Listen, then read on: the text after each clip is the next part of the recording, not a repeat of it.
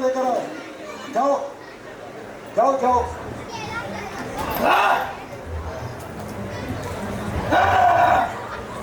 हाय भाभी,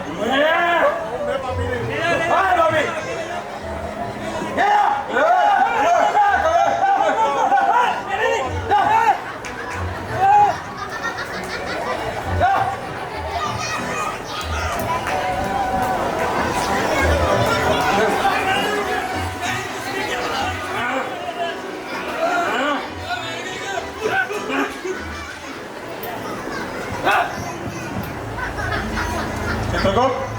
हाँ महाराज, इसका नाम कैलाश है महाराज, कैलाश। अच्छा। हाँ महाराज, इसने छल पूर्वक और असत्य बोलकर अपने बड़े भाई की भूमि और संपत्ति छीन ली महाराज, छीन ली। और तो और बोलते हुए भी मुझे लज्जा आती है महाराज, लज्जा आती है। इसने अपनी माता समान भाभी का नारित्व भंग कर दिया महाराज, भंग कर दिया। आप कैलाश और ऐसे काम करता है, इधर लाओ उसे। क्या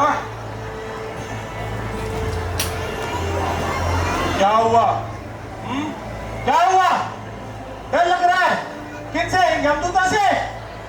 तो क्यों करते हैं ऐसे काम कि मुझे देना पड़ता है ऐसा इनाम? ऐसे नरक में डालूंगा, गौरव नारायण पे डाल दो इसको। जहां की भूमि अंगारों से भरी हुई है, दौड़ाओ इससे, इतना दौड़ाओ, इतना दौड़ाओ, इतना दौड़ाओ कि इसके पैर में छाले पड़ जाए।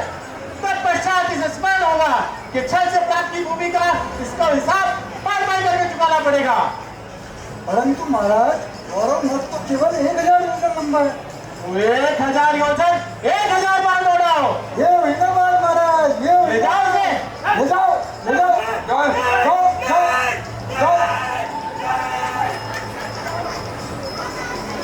बंधु तो अब जाओ, पति लोग से दूसरे पापियों को लेकर आओ। जाओ जाओ जाओ।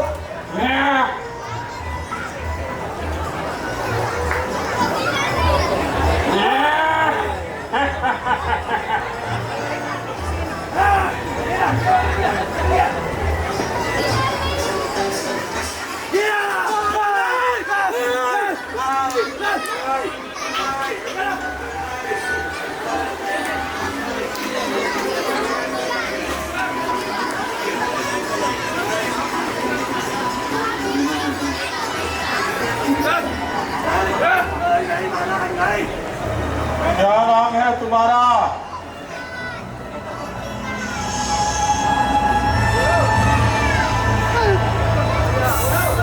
मैंने कुछ पूछा? अच्छा तो मेरे लाल, कैसे हुआ तेरा ये हाल कि तेरे समझ खड़ा है महाकाल? महाराज, इस भोगी लाल ने अपने पूरे जीवन में केवल भोग ही भोग किए, केवल भोग ही भोग, और इतने भोग किए कि सूख गया ये। हाँ महाराज, सूख गया। अरे दशा तो देखो इसकी, क्या दंड दूं मैं इसे, क्या दंड दूं? ये तो पहले से ही सूखा हुआ है। अरे इसको तो दंड देने में भी मुझे लज्जा आ रही है, लज्जा। परंतु महाराज, इसके अपराध तो सुनिए। पहला, धन की चोरी। दूसरा, अवैध स्त्री संग महाराज, अवैध स्त्री संग। अवैध स्त्री संग? हाँ देखो, अरे दशा तो देख अपनी, तू क्या करेगा अवैध स्त्री संग? लगता है महाराज, इसे साधु संग नहीं मिला पृथ्वी लोक पे, इसलिए ये अवैध स्त्री संग करके आया है। तीसरा, मांसाहार। मांसाहार? चित्रगुप्त एक बात बताओ, ये इतना मांस खाता है तो सारा मांस गया था इसका? वो तो महाराज आप ही जाने, आप ही जाने। चौथा, मदिरा पान। अरे क्या भगवान ने सृष्टि में दूध और दही नहीं बनाया जो पूरा जीवन मदिरा पान किया, तभी सूख गया महाराज। पांचवा, वेदों की निंदा महाराज, वेदों की निंदा। छठवा, पशु बलि। अरे थक जा, थक जा। इतनी जल्दी कहा महाराज, इसके और भी पाप है? हाँ। सातवा, हमेशा गरीबों को सत्ता के नाम पर लूटता है, ये लूटता है। आठवां, गृहकारी है महाराज, ये गृहकारी। नौवां, अपनी पत्नी को धन के लालच में विष खिला के मार दिया इसने महाराज।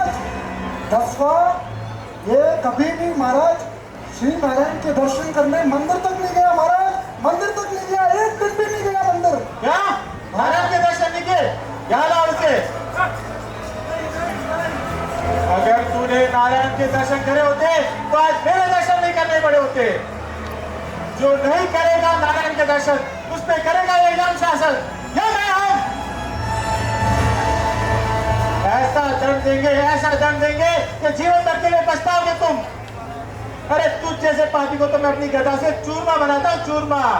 गलाओ उसे, जलाओ, तड़पाओ प्रतिदिन। मैं यमराज, सारे नरकों का अधिपति। अरे तुझे तो अपनी मैं तुझे बेटे, तुझे हर नरक का स्वाद चखाऊंगा बेटे। यहाँ एक दिन 100 वर्ष समान हो गया है। बहुत पास करा तूने, मसाले लगा के। ऐसे नरक में डालूंगा जहाँ मांसाहारी कुत्ते तुझे मौत नाच देंगे। तत्पश्चात हर नरक को पानी छकाओ उसे, ले जाओ उसे, ले लो ले लो ले लो। जाओ यमनी को अब पृथ्वीलोक से अजामिल को लेकर आओ। जाओ जाओ जाओ। आपको अजामिल की कथा से अवगत करवाते हैं। बहुत समय पहले की बात है जब एक ब्राह्मण परिवार में एक अजामिल नाम का बालक का जन्म होता है। वो अत्यंत शांत स्वभाव, विद्वान, वेद शास्त्र में निपुण और अपने पत्नी के साथ धनपूर्वक जीवन व्यतीत करता था। एक दिन अजामिल जंगल में लकड़ी लेकर लौट रहा था।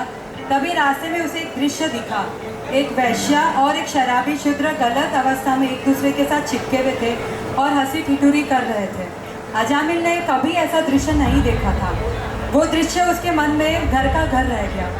वासनाओं की चिंगारी जो मन में किसी कोने में छिपी हुई थी वो आज जग गई। धीरे धीरे अजामिल बदलने लगा। वो वेद की जगह उस स्त्री के बारे में सोचता था। पूजा पाठ छूटने लगा, मन भटकने लगा और कुछ ही दिनों में उसने अपनी पत्नी का त्याग कर दिया और वैश्या को घर ले आया। ब्राह्मण का धर्म चला गया, जीवन में पतन शुरू हो गया और समय बीतता गया। अजामिल ने उस स्त्री से 10 बच्चे पैदा किए और एक बार की बात है, कुछ ब्राह्मण भोजन करने आए थे और बहुत प्रसन्न होकर उन्होंने उपदेश दिए कि वो अपने सबसे छोटे बालक का नाम नारायण रखे। अजामिल ने उनकी बात मानकर उनके सबसे छोटे बेटे का नाम नारायण रख दिया और वो नारायण से अत्यंत प्रेम करता था और हर समय बस नारायण नारायण पुकारता रहता था।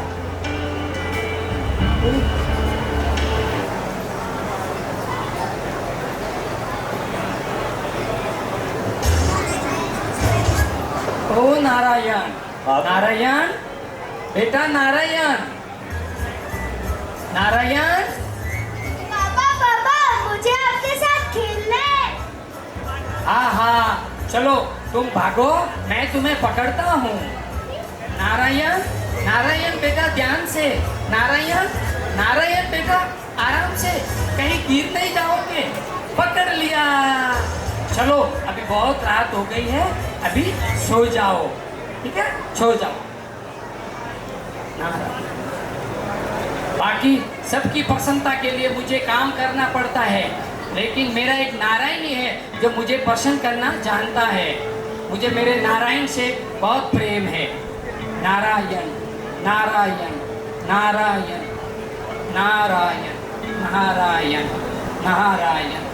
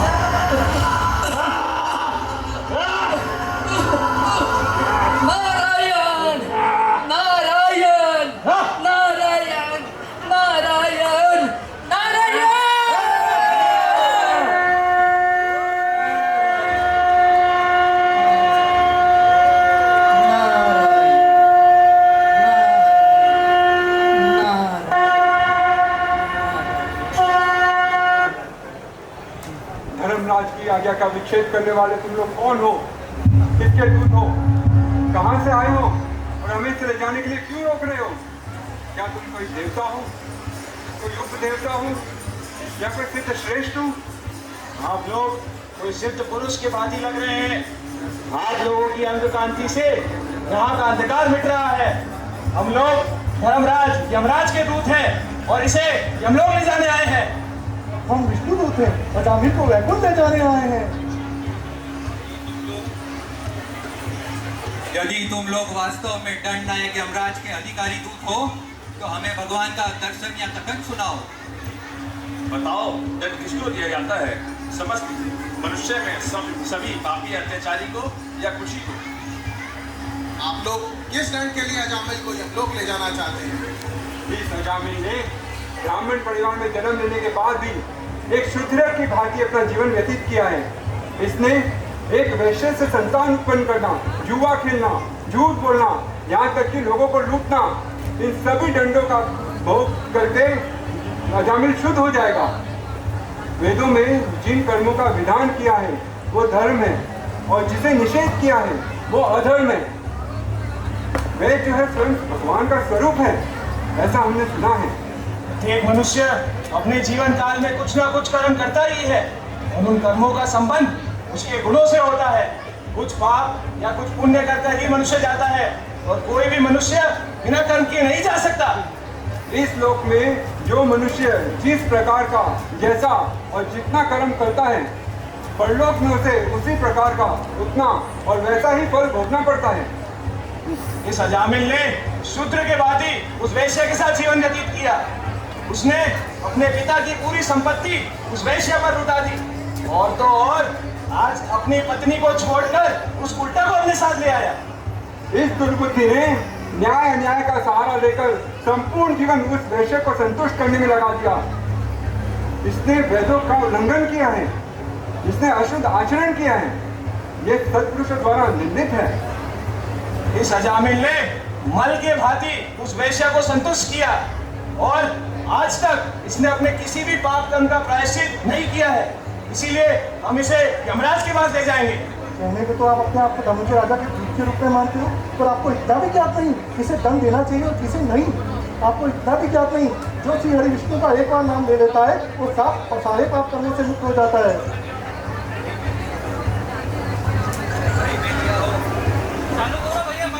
भय में लिया हो या अन्य किसी भी अवस्था में क्यों ना लिया हो, भय के कारण ही सही, परंतु भगवान नारायण का नाम लेकर अजामिल पूरी तरह से पवित्र हो गया है।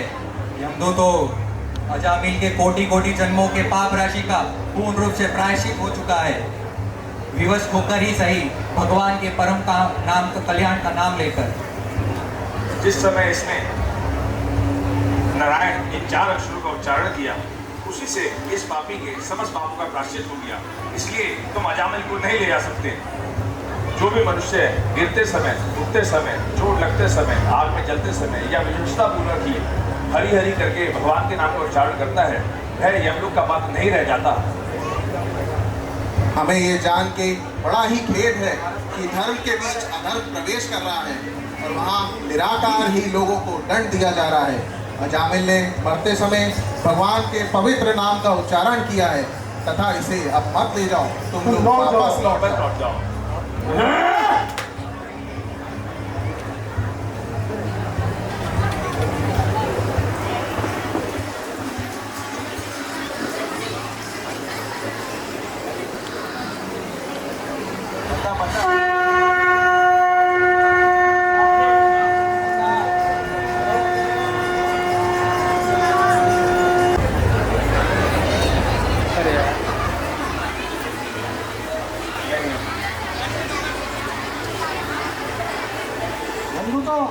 अजामिल कहाँ है? अजामिल कहाँ है? अमृता, आप समस्त गुणों के निर्णायक है। आप जननायक एवं शासक है। आपके नियमों का आज तक उल्लंघन नहीं हुआ है। हम आपके आज्ञा के अनुसार अजामिल को आपके पास ला ही लेते, परंतु इन विष्णुदूतों ने बलपूर्वक हमसे उन्हें छुड़वा लिया। अगर आपके लायक हम आप अगर मेरे को लायक समझे तो ये जानना चाहते हैं कि आपके अलावा जगत में और भी कोई स्वामी है क्या? हाँ है, इच्छा से जगत की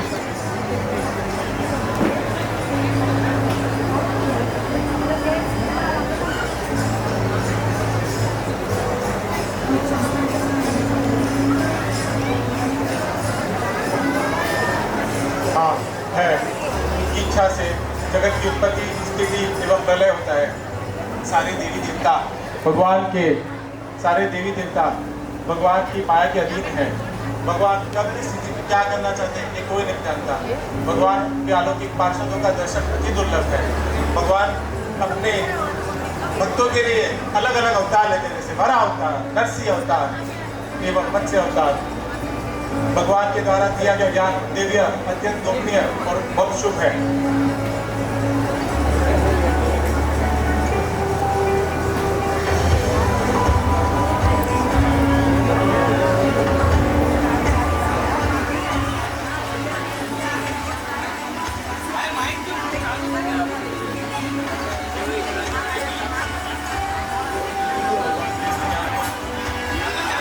भगवान के इस ज्ञान को समझना अत्यंत कठिन है। केवल एक बात जो इस ज्ञान को समझ जाता है तो भगवत धर्म को समझ लेता है। भगवत धर्म के रहस्य को केवल 12 महाजन ही समझ पाए हैं, जैसे कि ब्रह्मा, देवर्षि नारद, स्वयं भूमनु, जनक महाराज, प्रहलाद महाराज, बलि महाराज, सुखदेव गोस्वामी, भीष्म पितामह और मैं। भगवान के नाम की महिमा इतनी है कि आज हर किसी को भगवान के नाम का उच्चारण करना चाहिए। अजामिल ने मरते दम अपने भगवान के नाम का उच्चारण किया, इससे उसके सारे पाप नष्ट हो गए। जो भी अंत समय में भगवान के नाम का उच्चारण करता है वो मेरे दंड का पात्र नहीं है। आज सभी जीवों को चाहिए कि इस समय भगवान के नाम का उच्चारण करें ताकि कि उनके सारे पाप नष्ट हो जाए। अज्ञानवश अगर कोई पाप हो भी जाए तो भगवान के गुणगान उसे सारे पाप से छुटकारा दिलवा सकते हैं। चित्रगुप्त मेरे इन दूतों ने आज विष्णु दूतों के प्रति जो अपराध किया है उससे मेरा ही तिरस्कार हुआ है।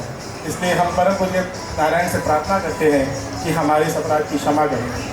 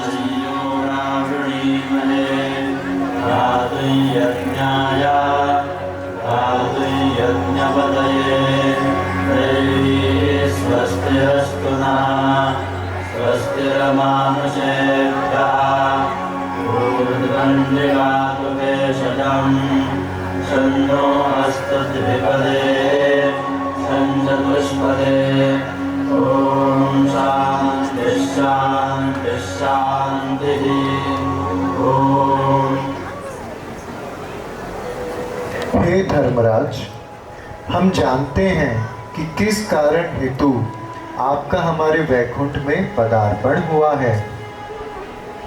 हे दंडपानी यमराज, सुनो, मैं हूँ अजन्मा, अविनाशी, अनंत, सर्वज्ञ, नित्य तथा सर्वलोक महेश्वरम।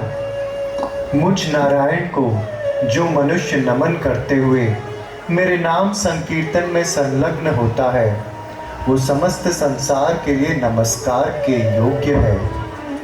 हे यमराज, जो मुझ चक्रपाणी को सदैव स्मरण करते हुए इस संसार में विचरता है उसे इस संसार में तुच्छ तृण भी उद्विग्न नहीं कर सकता।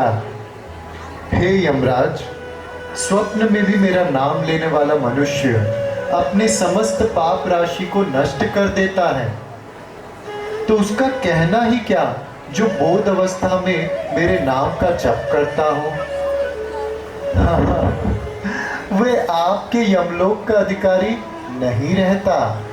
हे यमराज, आप इसे इस प्रकार समझें, जैसे अग्नि के प्रज्वलित होने पर अथवा सूर्योदय होने पर अंधकार स्वतः नष्ट हो जाता है, उसी प्रकार मेरा नाम लेने पर समस्त पाप राशि स्वतः नष्ट हो जाती है। हे यम, जिनका चित्त सदैव मुझ में रमता है, ऐसे महात्माओं के लिए मेरे वैकुंठ तक के मार्ग में सर्वोत्तम पथ है मेरा नाम। हे धर्मराज, संसार रूपी सर्प के दंश से व्याप्त भयंकर विष को शांत करने के लिए एकमात्र औषधि है मेरा नाम संकीर्तन। सतयुग में ध्यान के द्वारा, त्रेता में यज्ञ के द्वारा, द्वापर में पूजन तथा अर्चन के द्वारा और कलयुग में केवल और केवल मेरे नाम संकीर्तन के द्वारा ही मुझे प्राप्त किया जा सकता है। हे यमराज, अब आप भी इस वैष्णव मंत्र को ग्रहण करें। हरे कृष्ण कृष्ण कृष्ण हरे हरे, हरे राम राम राम हरे हरे। आपका कल्याण हो।